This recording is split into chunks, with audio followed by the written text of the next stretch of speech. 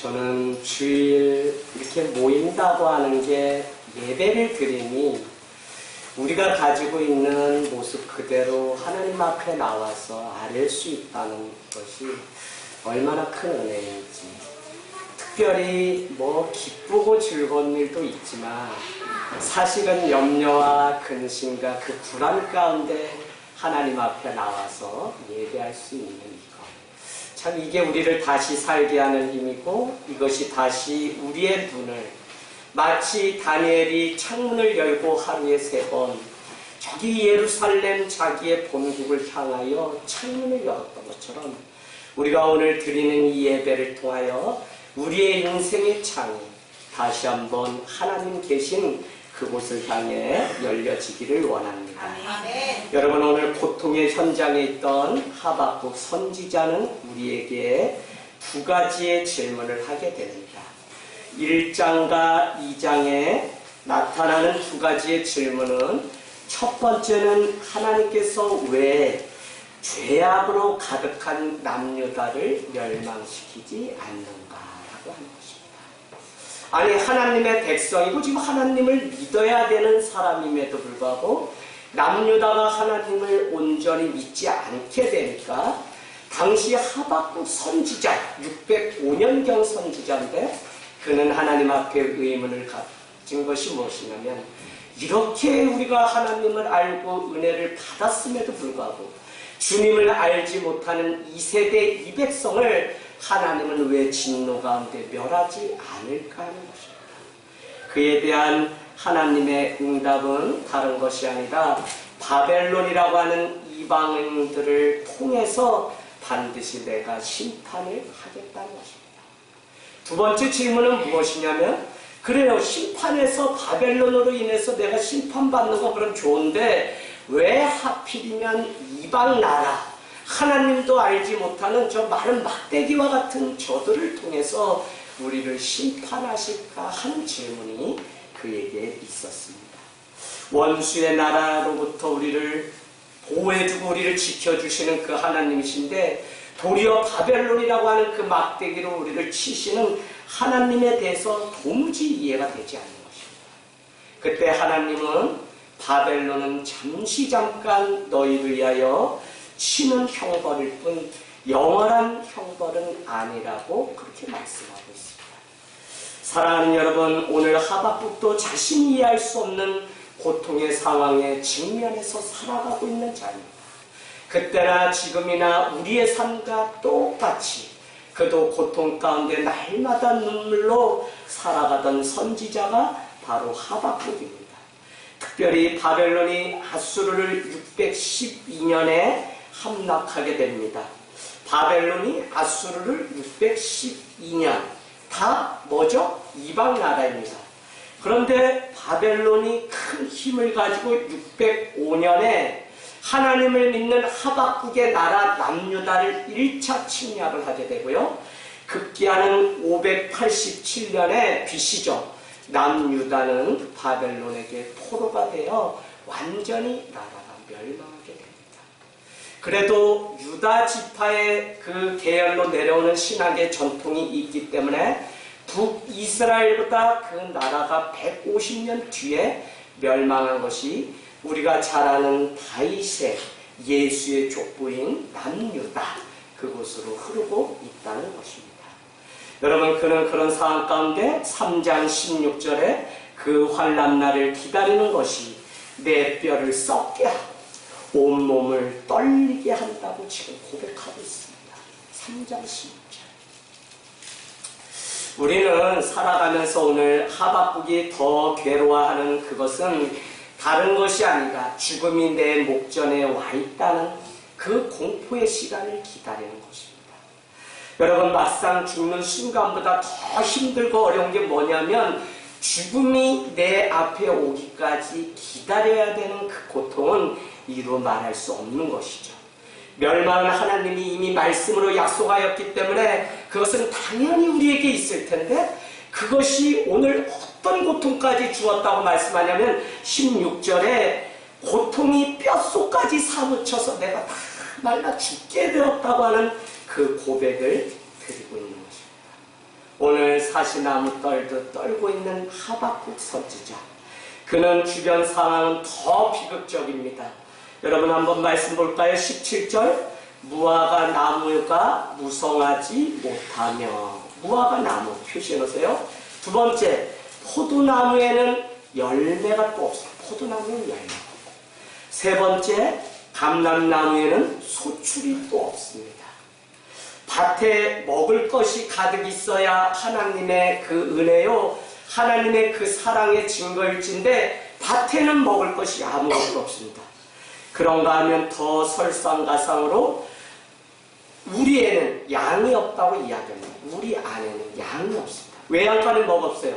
소가 없다고 그렇게 고백합니다. 결론은 무엇이냐면 있는 것이 하박국에는 아무것도 없다는 것입니다. 이럴 때 우리 사람들은 보통 말하기를 되는 게 없으니 나 같은 인생은 죽어야 된다고 그렇게 날마다 살아가는 현대인의 모습을 봅니다. 여러분, 절망이 깊어지면 죽음도 아무것도 아닌 것처럼 그렇게 살아가는 삶일진데 오늘 어떻게 하박국 인생의 전환점이 찾아올 수 있었을까요? 도저히 기뻐할 수 없는 그런 상황 가운데 그는 18절에 보니까 나는 즐겁다라고 그렇게 고백합니다. 나는 여호와로 말미암아 즐거워하며 I will rejoice. 그러니까 will이라고 하는 것은 우리가 잘 아는 것처럼 내 삶의 의지를 드릴 때 will이라고 하는 단어를 씁니다. 믿음은, 감사는 감정이나 어떤 여건 때문에 하는 것이 아니라 우리의 의지를 드릴 때 감사할 수 있고 우리의 의지를 드릴 때 우리는 하나님 앞에 예배할 수 있습니다. 여러분, 우리가 의지를 드리지 않으면 예배도 그렇고 감사도 그렇고 할 수 있는 이유가 아무것도 없어요.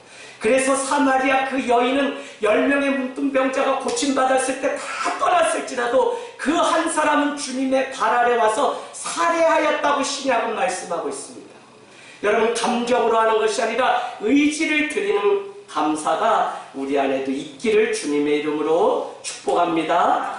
오늘 이해할 수 없는 이 하박국, 인간이라는 것이 본래 고통을 당하면 한탄과 저주만이 나오고 원망, 심지어는 내 인생도 다 지워버리고 싶은 생각이 우리 안에 있는데 오늘 하박국은 즐겁다고 이야기하고 기쁘다고 고백합니다. 더구나 나라를 빼앗기고 완전히 멸망할 그 차례가 눈앞에 불보듯 뻔함에도 불구하고 587년이 곧 있으면 도래할 그때에 그는 어떤 열매도 없는 그 상황 가운데서도 하나님 앞에 기쁨의 노래를 부르고 있는 것을 봅니다. 참 어디서 이 구원의 기쁨이 오는 것일까? 여러분, 잃은 것, 빼앗긴 것, 없는 것에 우리가 늘 관심을 갖기 때문에 현대인은 무엇인가 부재함에서 오는 그 고통과 괴로움 때문에 늘 불평과 원망과 더 세상적으로 나은 것을 갈망하면서 그렇게 신앙생활을 하는 것들을 많이 보게 됩니다. 그런데 그것이 아니라 정말 믿는 사람은 무언가 감사나 기쁨의 차원이 다르다고 하는 것을 오늘 하박국 선지자는 우리에게 보여줍니다. 더욱이 환경 때문에 우리는 감사하고 그것 때문에 감사의 예물을 드리고 하나님 앞에 나오지만 하박국 선지자는 도저히 그럴 상황이 아님에도 불구하고 오늘 어디서 그 감사와 기쁨을 주님 앞에 올려드릴 수 있었을까요? 저는 오늘 하박국을 통해서 보고자 하는 그것은 무엇이냐면 하박국이 바라보고 있는 것이 다르다는 말씀을 드리고 싶습니다. 여러분, 고통이 찾아오면 그 고통의 대상을 우리는 바라보게 되어 있습니다. 아니면 고통이 지난 이후에 초라해진 자신의 모습을 미리 생각합니다. 그래서 염려라고 하는 것은 다른 뜻이 아니라 일어나지도 않은 일을 우리가 먼저 근심하여 두 마음으로 갈라지다라고 하는 것. 이것은 대표적으로 믿음 없음의 증거입니다. 일어나지 않았기 때문에 우리는 생각하지 않고 하나님 앞에 기도해야 되는데 그것이 마치 내 삶을 완전히 그냥 침잠한 것처럼 그렇게 말하고 살아가는 것이 현대인의 모습이라는 것입니다. 여러분, 그 괴로움 속에서 하박국은 그렇게 주저앉아 있지 않고 그곳에서 다시 일어나 빛을 발하는 삶을 살았다는 것이죠. 아브라함이 조카 롯에게 모든 땅을 양보했을 때 그의 마음에 찾아온 것은 공허감이었을 것입니다. 아무리 내가 선한 일을 하여도 마음에 찾아오는 그 박탈감은 어쩔 수 없는 것이죠. 우리가 잘 아는 것처럼 13절, 창세기 13장 2절에 보면 아브라함에게는 가축과 은과 금이 풍부하였다고 말씀합니다.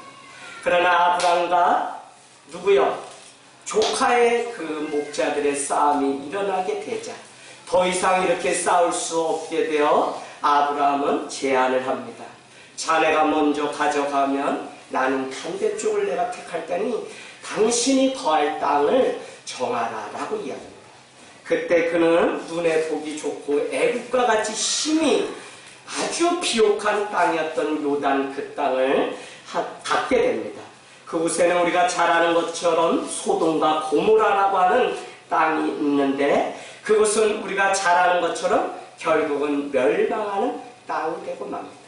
어쨌거나 조카 롯은 그 땅을 눈에 보기에 가장 아름답기 때문에 그 땅을 갖겠다고 말하고 조카에게 다 양보한 아브라함은 아무것도 없이 본인은 새로운 광야로 떠나게 되는 것이죠. 그것이 가나안으로 계속적으로 몰고 가시는 하나님의 방법이었다는 것입니다. 사랑하는 여러분, 그 가운데서도 롯은 결국 시날광 아므라멜의 연합군에게 붙들려가서 재물과 양식을 약탈당하고 자신마저도 포로가 되었습니다. 그때 318명의 훈련된 자를 이끌고 그 조카를 구하기 위해서 갔던 사람이 창세기 14장 14절에 보면 아브람입니다. 출애굽기 14장 14절에는 너희는 가만히 있어 내가 하나님 됨을 알지어다. 어디에 나오죠?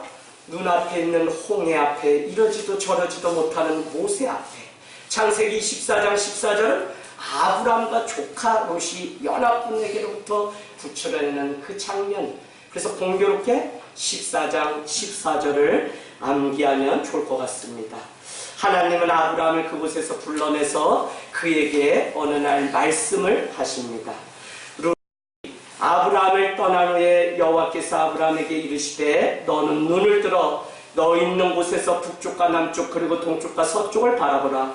보이는 땅을 내가 너와 내 자손에게 주리니 영원히 이르리라.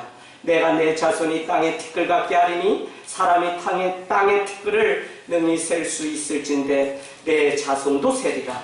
너는 일어나 그 땅을 종과 횡으로 두루 다녀보라. 내가 그것을 내게 주리라. 아멘.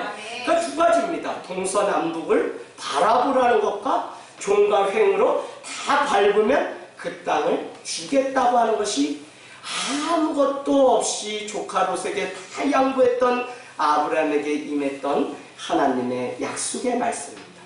그 말씀이 얼마나 감사한지 그는 기꺼이 말씀 따라서 움직이게 되는데 그는 가는 곳마다 우리가 잘 아는 대로 마물의 상수리 숲을 앞에 여호와 앞에 제단을 쌓고 하나님 앞에 예배를 했다고 하는 그 말씀들이 계속적으로 나옵니다.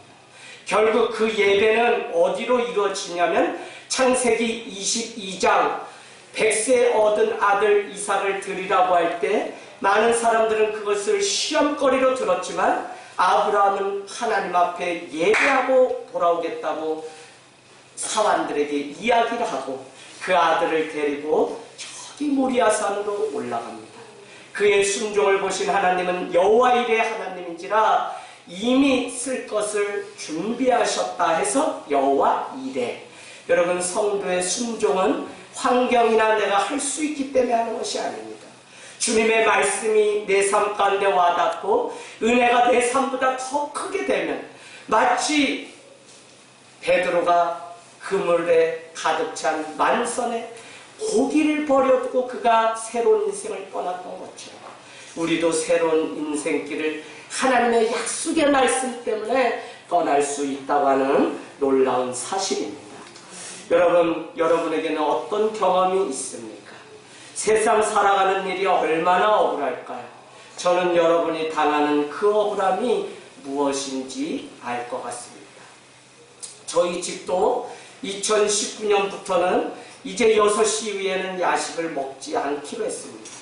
저는 성도님이 뭐 이렇게 같이 식사를 하자 그래서 뭐 이렇게 해서 그냥 거하게 한 끼 먹는 줄 알았더니 애게 우리 성도님이 그냥 식사를 조금만 하시는 분이라 샌드위치 뭐 이런 거 하나 먹고 또 저녁 기도회를 하고 집에 가면 당연히 배가 고프죠. 그래서 뭐를 먹으려고 뒤적거리는데 여보 이제 우리 먹지 않기로 했다니까. 그런데 저기 보니까 닭치킨 뼈다귀가 막 왔다 갔다 하고 그러면 야 이거 뭐냐? 그러면 이미 6시 전에 아이들은 야식을 미리 저 없는 사이에 시켜 먹었다는 거예요. 그러면 그게 예전에는 이뻐 보이고 좋고 그래 많이 먹어라 아빠가 어디서든지 닭을 만들어서라도 너네한테 먹이지 열심히 먹고 키 좀 커라라고 했는데 그날따라 승질이 그렇게 나요. 얼마나 나는지 몰라요. 막 이 먹는 게 사람이 약하더라니까요. 여러분 정말 회사가 파산될 고통의 순간이 있고 나는 건강이 나빠져 병이 찾아왔는데 건강검진 보고 걱정이 찾아왔는데 집에 갔더니 가족들은 속도 모르고 통닭시키고 텔레비전 보면서 키득거리고 있다면 여러분 얼마나 승질이 납니까? 친구들은 사업이 더 잘 되는데 뒤에서 나를 자꾸 비난하고 수군거리는 소리가 들립니다. 그때 얼마나 더 화가 칩니까? 그것이 우리에게 분노가 되고 그것 때문에 우리가 우리의 삶의 자리를 지키지 못할 때가 너무나 많습니다. 그러나 오늘 하박국은 이런 상황 가운데 아니 이방 나라는 막강해지고 힘을 갖고 아수르를 바벨론이 침략해서 그 땅 니느웨를 함락했을 때 그것으로 남의 이야기니까 괜찮은데 이제는 당사자인 우리도 그 바벨론에 의해서 나라를 잃게 되었으니 얼마나 괴롭겠습니까? 그럼에도 불구하고 그 고통의 순간에 하박국은 우리와 다른 곳을 바라보았다는 것입니다. 쳐들어오는 바벨론을 보지 않았습니다. 썩어버린 무화과 나무를 바라보지 않았습니다. 말라버린 포도나무를 보지 않았습니다. 양과 소가 없는 외양간을 바라보지 않았습니다. 하박국은 살아계신 하나님을 바라보았습니다. 할렐루야! 우리는 죄 가운데서 구원하신 영원하신 하나님을 날마다 바라볼 때 우리의 입술과 우리의 삶을 통하여 진정으로 하나님 앞에 예배하며 우리의 입술과 우리의 행동이 이미 하나님 앞에 올려드리는 예물이라고 하는 사실을 비로소 깨닫게 됩니다. 이것을 우리에게 하나님 앞에 드릴 영적 예배라고 로마서 12장은 우리에게 말씀해 주었습니다. 여러분 교회 와서 이렇게 예배드린 이것이 예배가 아니라 일상의 삶 가운데 이미 우리의 삶이 하나님을 만나는 예배가 돼야 되는데 그 예배를 놓쳐버린 이유가 무엇이냐면 우리보다 더 크고 하나님보다 더 크다고 믿는 세상만을 즐기고 세상만 바라보기 때문에 세상 썩어지고 영원하지 않은 그곳에 우리의 마음과 관심이 이미 다 빼앗아서 우리 집안뿐만 아니라 다 무너지는 것들을 우리는 날마다 경험합니다. 2019년도 시작하면서 여러분이 하나님을 예배할 것인지 사람을 기쁘게 할 것인지 하나님을 기쁘게 할 것인지 갈라디아서 1장 10절 가보세요. 갈라디아서 1장 10절 갈라디아서 1장 10절 너무 중요한 말씀입니다. 갈라디아서 1장 10절 지금 여러분 삶 가운데 어떤 일들 때문에 괴로움이 있고 여러분이 무엇인가 결정해야 되는 상황이 있다면 오늘 이 말씀이 여러분에게 중요한 말씀이 되길 원합니다. 1장 10절 신약 302페이지입니다. 302페이지 1장 10절 읽습니다. 시작. 이제 내가 사람들에게 좋게 하랴 하나님께 좋게 하랴 사람들에게 기쁨을 구하랴 내가 지금까지 사람들의 기쁨을 구하였다면 그리스도의 종이 아닙니다. 그리스도의 종은 다른 말로 너는 더 이상 그리스도인이 아니라는 것입니다. 오늘 예배팀 워크숍 때도 하겠지만 차라리 누가 성전문을 닫았으면 좋겠다. 너희는 날마다 성전 마당만 밟고 돌아가는 자니 차라리 이 예배가 없었으면 좋겠다고 말하는 이유가 무엇이냐. 아직도 하나님을 기쁘고 하나님을 예배하는 그 삶이 되지 못한 채 날마다 사람의 일에 매여서 사람의 일로 근심하고 걱정하니 우리는 바라보는 것이 세상이어서 아무런 감사도 기쁨도 하나님을 위하여 우리 자신을 드리는 헌신까지 가지 못하고 점점 더 말라가고 점점 더 형식적이 심하고 점점 더 숨고 점점 더 우울해져서 하나님의 능력을 체험하지 못하니 디모데서는 우리에게 뭐라고 이야기하냐? 너희는 경건의 모양은 있지만 경건의 능력이 없는 세대라고 우리를 책망하고 있습니다. 여러분께 죄송하지만 저는 늘 말씀드립니다. 교회 마당 밟는 것에 만족하지 말라고. 2019년도 여러분의 가정과 여러분의 인생을 세우려면, 우리의 자녀를 세우려면 믿음의 말을 하고 믿음의 기도를 하나님 앞에 하십시오. 예배가 회복되지 않으면서 목사님 우리 자녀 위해서 기도해 주세요. 아무 소용이 없어요.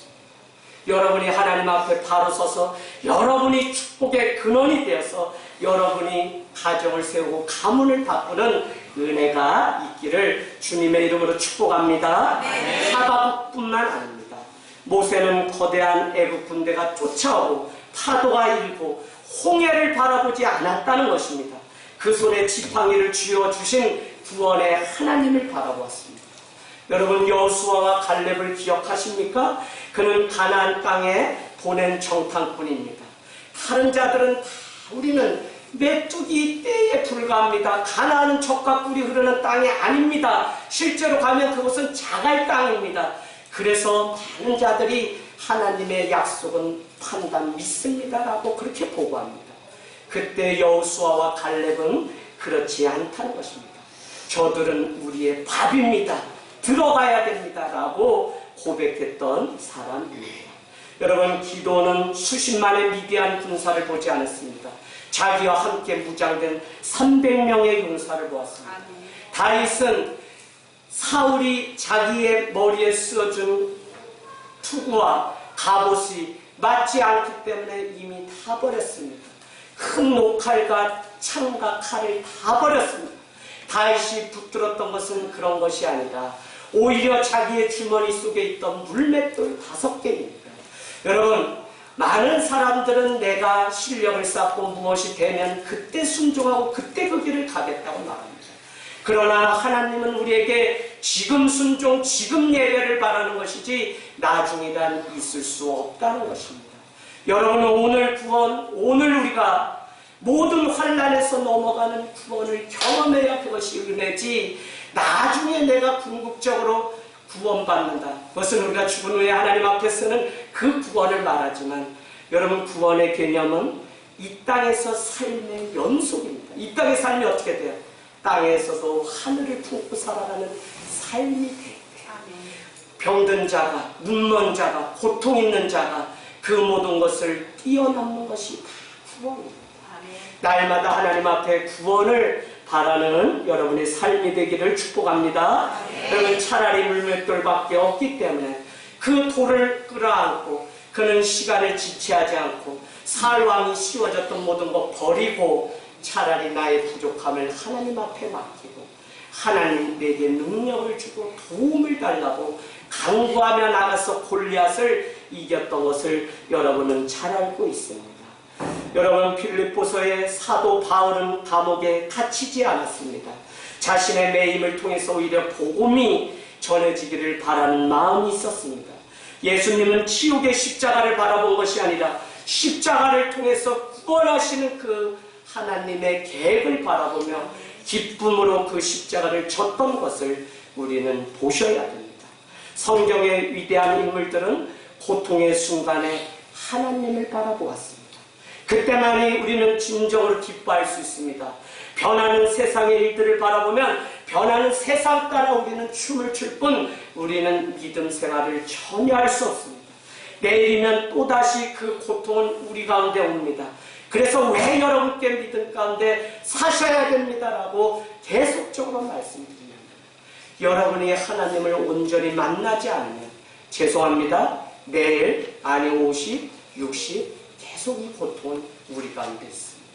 여러분의 믿음 가운데 이것을 끊어버려야 될 때 끊어버리고 단번에 칼을 들지 않으면 여러분은 계속적으로, 그래서 신앙생활을 한다고 말은 하고 해봤는데 은혜가 안 되고 뭐가 안 되고 뭐가 안 되고 너무 많은 것도 열거하지만 그 모든 문제의 원인은 자기에게 있다는 사실을 빨리 깨닫고 주님의 은혜 가운데 세워지고 돌아가는 은혜가 있기를 원합니다. 아멘. 그래서 오늘 하박국 선지자는 맨 마지막에 뭐라고 고백하죠? 하박국 선지자는 이렇게 고백합니다. 오직 의인은 뭐로요? 믿음으로 말미암아 살리라. 아멘. 네, 이것이 얼마나 우리에게 큰 은혜입니까? 18절 나는 여호와로 말미암아 즐거워하며 나의 구원의 하나님으로 말미암아 기뻐하리로다. 우리 여러분 그 말씀이 어디 있는지 한번 여러분 표시해 놓으시면 좋겠습니다. 예, 2장 4절 보시겠습니다. 2장 4절 하박국 2장 4절 보라 그의 마음은 교만하며 그 속에서 정직하지 못하며 의인은 그의 믿음으로 말미암아 사는 것입니다. 여러분 저는 여러분을 그냥 말씀으로 여러분을 살리는 통로고 도구일 뿐입니다. 제가 여러분의 이부선 천국문에 갈 수 없어요. 신앙은 나와 하나님과의 관계지 우리의 관계도 아닙니다. 그래서 여러분 믿음 가운데 하나님 앞에 붙들려서 2019년도는 더 우리의 믿음이 자라기를 주님의 이름으로 축복합니다. 가나안 땅에 입성한 모세를 통해서 그냥 이루어진 것이 아닙니다. 그 땅을 본 자만이 들어갔습니다. 하나님의 약속을 볼 수 있는 눈이 열리기 전까지는 가나안 천국은 우리에게 너무나 유언한 먼 이야기입니다. 여러분 들음에서 나는데 듣는다고 하는 것을 오해하지 마세요. 듣는다고 하는 것은 바로 무엇이냐면 내 삶에 경험된다는 의미입니다. 우리가 마치 안다고 하는 야다라고 하는 표현이 한밤을 보내서 여자의 그 아내의 모든 것을 다 알게 된 그것을 야다, 알다, 여호와를 알라라고 하는 표현이 그런 의미입니다. 인격적으로 그분을 만나고 전부 경험했을 때 그 안에서 찾아오는 그것. 그래서 여러분 신앙, 믿음은 뭐냐? 그분의 능력을 체험하고 그분의 구원을 우리가 깨닫고 알아야 된다니까. 그것이 언제? 지금 내 삶 가운데 날마다. 여러분 저 멀리 우리 윤영희 집사님 1시간 반 걸리는 동탄에서 버스를 이사 가셨는데도 1시간 반 돌고 돌아서 교회를 오세요. 무릎이 아프시고 수술하셔가지고 지금 이렇게 해요. 그래도 이 자리에 올 수 있는 이유는 아마 무엇인가 작든지 크든지 그 안에 하나님을 향한 눈이 열려서 믿음이 있기 때문이라고 믿습니다. 40일 정탐을 마친 여호수아 갈렙이 믿음으로 바라봤을 때 비로소 가나안 그 땅의 족속들은 우리의 밥이 되었습니다. 하나님의 눈으로 하나님의 세상을 바라본 자만이 살 수 있다는 것입니다. 민수기 14장 36절로 여러분 가보세요. 민수기 14장 36절 모세의 보냄을 받고 땅을 정탐하고 돌아와서 누가요? 12지파의 사람들을 보냈더니 그들이 돌아와서 그 땅을 악평하여 온 회중이 모세를 원망하게 한 사람 곧 그 땅에 대하여 악평한 자들은 여호와 앞에서 재앙으로 죽었고 그 땅을 정탐하러 갔던 사람들 중에서 오직 눈의 아들 여호수아와 여분의 아들 갈렙은 어떻게 해요? 생존하였더라. 여러분 어떤 인생은 죽음의 족보를 써가는 가문이 있습니다. 그런가 하면 어떤 가문은 계속적으로 생명의 족보. 우리가 창세기를 읽다 보면 에녹에서 딱 걸립니다. 에녹은 살았더라고 하는 동사로 끝납니다. 그러나 그 앞뒤 사람들은 뭐하다 죽었고로 끝납니다. 여러분 마치 마태복음 1장에 나오는 예수님의 족보가 아브라함이 누구를 낳고 하는 생명의 족보를 쓰셨던 것처럼 그 생명의 족보를 써가는 저와 여러분이 되시길 주님의 이름으로 축원합니다. 아무리 하나님의 약속이 있어도 눈이 열리기 전까지는 우리가 고통의 늪 가운데 그것만 바라보면 우리는 접신물에도 호받고 죽는다는 세상 속담이 있습니다. 바로 그때 위기가 무엇이죠? 위기가 위기. 위를 바라볼 기회가 위기입니다. 수요 예배 때 말씀이었습니다. 위를 바라볼 기회입니다.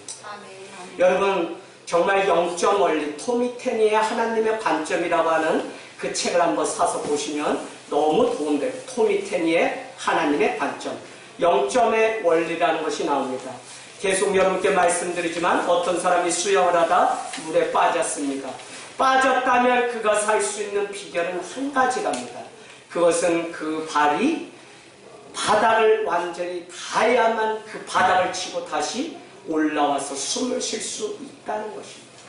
그런데 이 원리를 알지 못하면 여전히 오늘 신앙생활을 한다고 하면서 자기 멋대로 하고 자기 마음대로 하고 내 감정대로 하기 때문에 우리는 한 번도 하나님 앞에 멈춤의 시간, 하나님 앞에 손을 드는 그 일들을 경험하지 못하기 때문에 하나님의 능력을 체험하지 못하는 것입니다.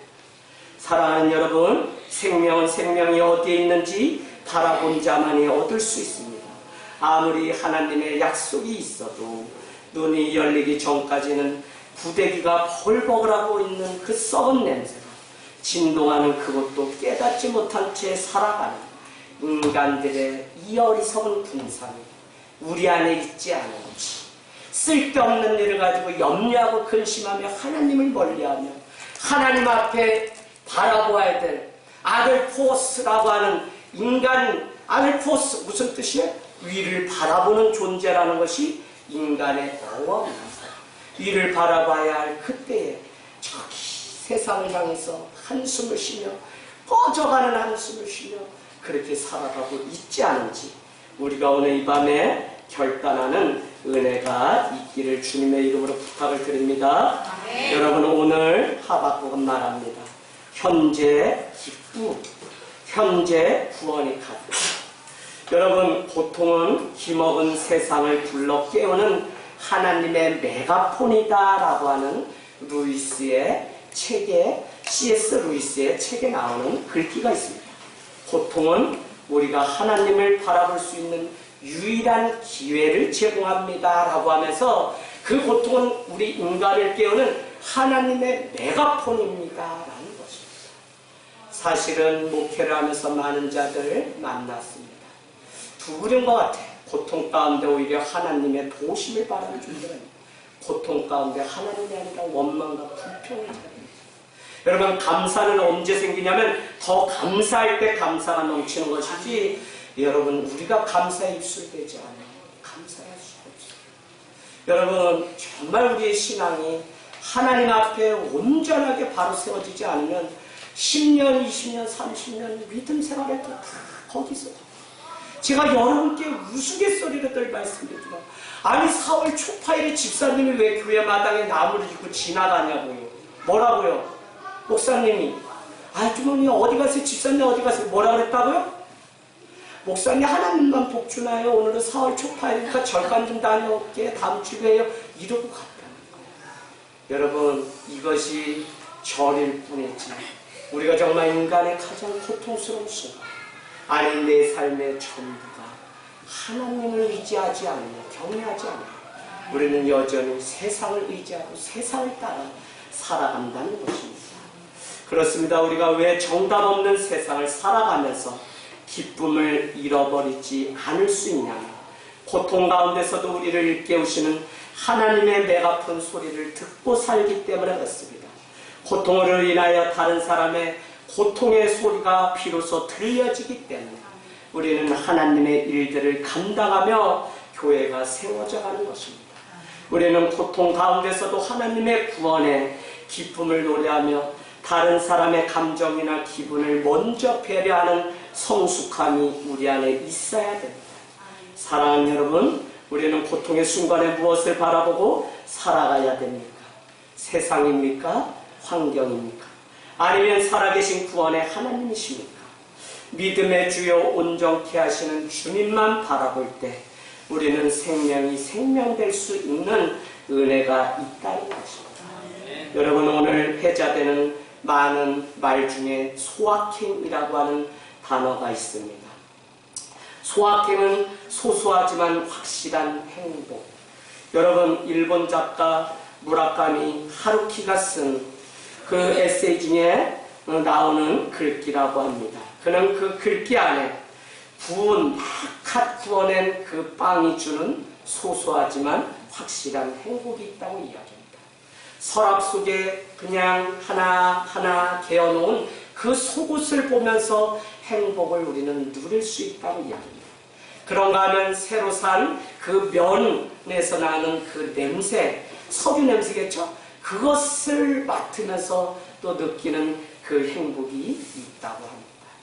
여러분, 일상이 다 행복이겠지만 더 확실한 행복이 우리 안에 있다면 예수 그리스도를 바라볼 때 행복의 시작이 비로소 끊이지 않고 영원한 행복이 사람의 감정이 아니라 아내 남편도 바라볼 것이 아니라 여러분이 하나님을 온전히 경외하는 가정 안에 행복이 차지하고 믿음 가운데 이 가정을 살리시는 은혜가 있을 줄로 믿습니다.